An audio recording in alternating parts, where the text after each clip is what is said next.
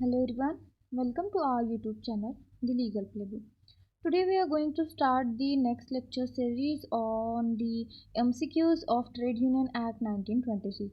तो हमने जो चैप्टर है यहाँ पे पूरा सेक्शन वाइज जो सीरीज़ है हमने ऑलरेडी यहाँ पे कवर किया है ट्रेड यूनियन एक्ट 1926 का। तो आज से हम यहाँ पे MCQs देखना स्टार्ट करेंगे ट्रेड यूनियन एक्ट 1926 पे। ओके, तो चलो स्टार्ट करते हैं। ओके, तो फर्स्ट क्वेश्चन क्या है यहाँ पे? फर्स्ट क्वेश्चन दे दिया है यहाँ पे। फर्स्ट क्वेश्चन क्या है? What is the title of act governs the trade union in India? तो यहाँ पे टाइटल क्या है? ट्रेड यूनियन एक्ट 1926 का टाइटल है।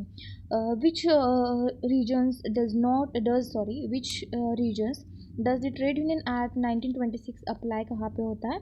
तो यहाँ पे only major industrial state, only urban areas, whole of India. C option is an correct option. Okay, उसके बाद देखो, who has the authority to appoint the date of commencement of the trade union act? किसके पास appointment की यहाँ पे appoint authority क्या है? यहाँ पे किसके पास है? तो किसके पास अथॉरिटी होगा यहाँ पे? जो सेंट्रल सब्जेक्ट है तो यहाँ पे सेंट्रल गवर्नमेंट के पास होगा, क्योंकि सेंट्रल सब्जेक्ट है जो ट्रेड यूनियन का ये जो मैटर है, तो यहाँ पे सेंट्रल सब्जेक्ट है। उसके बाद देखो नेक्स्ट क्वेश्चन क्या है? How is the date of commencement of trade union act is officially notified? तो कैसे ऑफिशियली नोटिफाई किया जाता है? ऑफिशियल गैजेट में नोटिफाई किया जाता है, ईजी है। ओके, उसके बाद नेक्स्ट देखो, when was the trade union act 1926 is enacted? तो यहाँ पे कब वाज इनैक्टेड, कब इनैक्ट हुआ है? 25 मार्च 1926 को इनैक्ट हुआ था। 25 मार्च 1926 trade union act and came into force में किस डेट पे आया था? 1 जून 1927, 1 ईयर लगा था। उसके बाद सेकंड जो है यहाँ पे ट्रेड यूनियन, यहाँ पे डेफिनेशन दी गई है। तो डेफिनेशन में सबसे पहले है अप्रोप्रिएट गवर्नमेंट की डेफिनेशन है। किस सेक्शन में दिया गया है? 2। यहाँ पे कोई भी नहीं है, सेक्शन 2 में दिया गया है, कोई भी ऐसे सब क्लॉज नहीं है यहाँ पे अप्रोप्रिएट गवर्नमेंट का।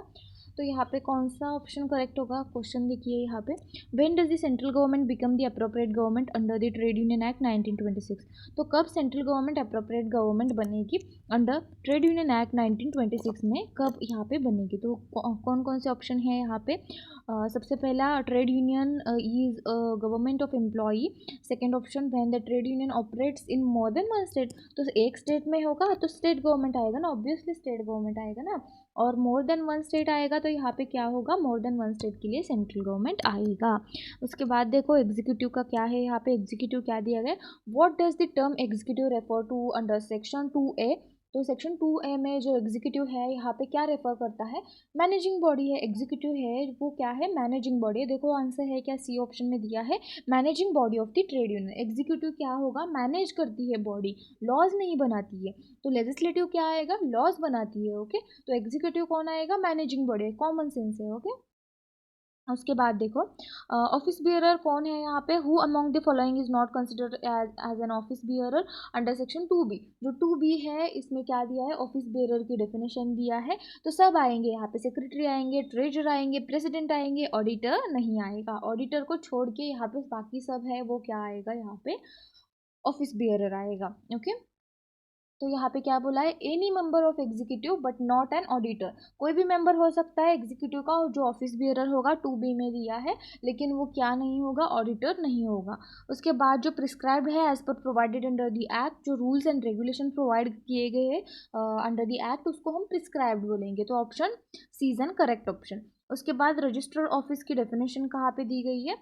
यहाँ पे रजिस्टर्ड ऑफिस की डेफिनेशन दी गई है डी 2D में दी गई है। What is meant by register office under section 2D?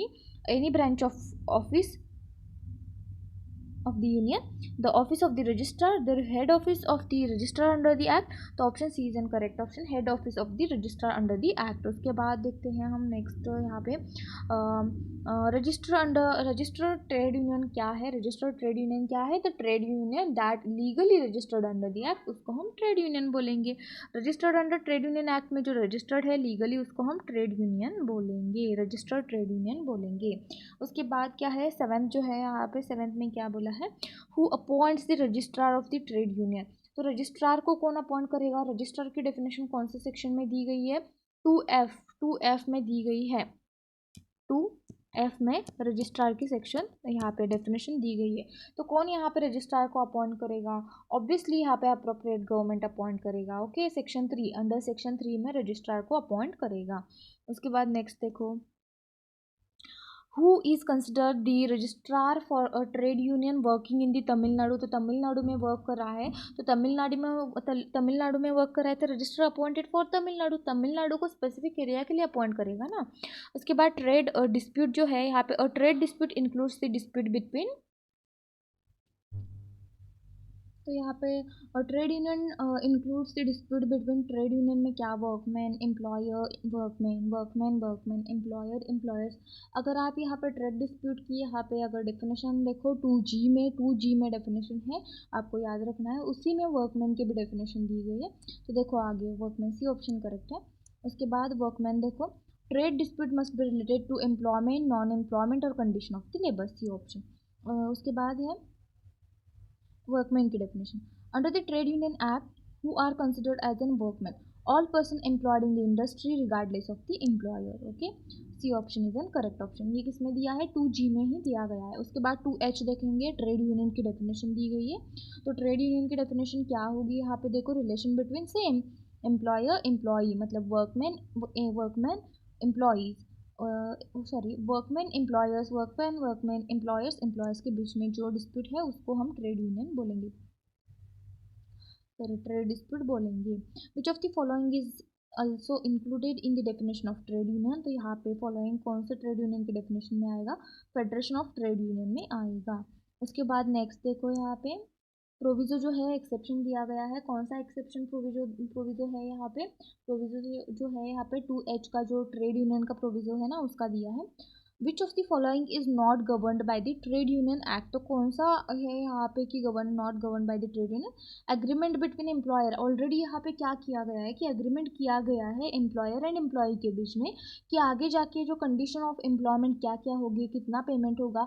तो यहाँ पे आगे जाके आप ट्रेड डिस्प्यूट में, ट्रेड यूनियन में नहीं जाओगे। ओके, डिस्प्यूट लेके। उसके बाद is the private agreement to sell goodwill of the business covered under this act? No, यहाँ पे प्राइवेट कोई भी नहीं आएगा। ओके, उसके बाद section number 3, appointment of registrar. हमने कहाँ पे देखा था रजिस्ट्रार?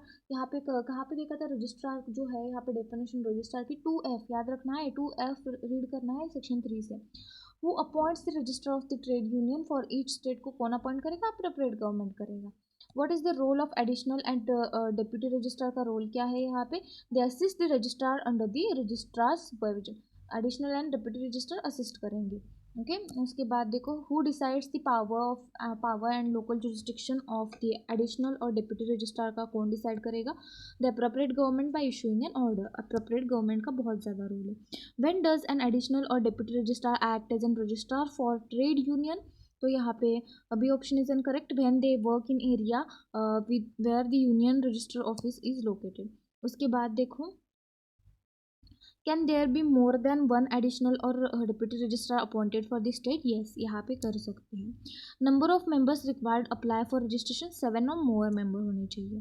ओके, उसके बाद देखो, how members are apply for the registration? Subscribe करेंगे their names to rules of their trade union and complying with the provision of this act. Okay, validity of application despite change in the membership before the registration? तो if the some applicants cease to members or dissociate themselves from the application after applying but before registration, what happens? तो यहाँ पे क्या होगा? The application is not deemed invalid। इसका मतलब क्या है कि पहले जो थे यहाँ पे मेंबर्स थे ना, वो पहले रजिस्ट्रेशन करने से पहले जो मेंबर्स थे वो ज़्यादा थे और उसके बाद कम हो गए। तो यहाँ पे not exceeding half of total members, invalid यहाँ पे नहीं होगा वो। Okay, maximum number of members who dissociate without invalidating the application? What is the maximum number? कितना है यहाँ पे? Half, more than half. B option is an, sorry हाँ, C option is an correct. Half और less, more than half नहीं है, half और less of the total applicant, half और लेस बोला है। ओके ओके, उसके बाद बोला है form of dissociation from the application. How can applicant dissociate themselves from the trade union registration application? By giving the notice in the writing to the registrar. उसके बाद 5 clause 1 application submission क्या होगा, registrar को application submission होगा। Accompanying documents क्या होगा, what must they accompany every application for the registration of trade union, copy of the rules of the trade union. उसके बाद 5(1)(a) में क्या बोला है, यहाँ पे मेंबर डिटेल्स बोला है, नेम, ऑक्यूपेशन, एड्रेस आपको बताना है। ट्रेड यूनियन आइडेंटिटी क्या है, its name and head office बताना है। ऑफिस बियरर्स इंफॉर्मेशन क्या होगा, यहाँ पे name, title, age and occupation, ये ऑप्शन इज इनकरेक्ट ऑप्शन। उसके बाद देखो trade union existence for more than 1 year अगर है तो आपको यहाँ पे क्या करना, लाइबिलिटी सबमिट करना है। The financial statement of assets and liability must be in the any format the union prefers, यहाँ पे क्या होगा, प्रिस्क्राइब फॉर्म होगा, स्पेसिफिक पर्टिकुलर। आई होप आपको जो first part of trade union act का जो एमसीक्यूज है समझ आया होगा। हम नेक्स्ट लेक्चर में हम आगे के यहाँ पे एमसीक्यूज देखेंगे। तब तक के लिए बाय बाय, थैंक यू।